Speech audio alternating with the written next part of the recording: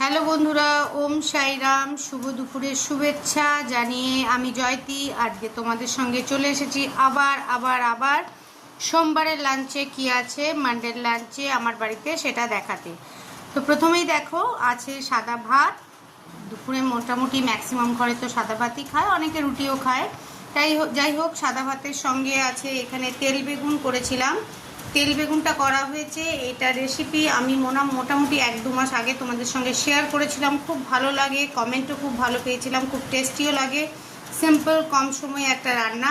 আর তার সঙ্গে আছে ডিমের ঝোল পাতলা করে, আলু দিয়ে পাতলা করে একটু ডিমের ঝোল আছে। দেখে নাও তোমরা কে কী খেলে, কমেন্ট সেকশনে অবশ্যই কিন্তু জানাতে ভুলবে না। আমি আমার রেসিপিটা তোমাদের সঙ্গে লাঞ্চ মেনুটা শেয়ার করে ফেললাম এবং ঝটপট খেয়ে নিই, কেননা প্রতিদিনের মতো আজকেও অনেক দেরি। যাই হোক সবাই খুব ভালো থাকো, সুস্থ থাকো। আবার নেক্সট ভিডিও বাড়িলে দেখা হবে। ওকে, টাটা, বাই বাই, ওম সাইরাম।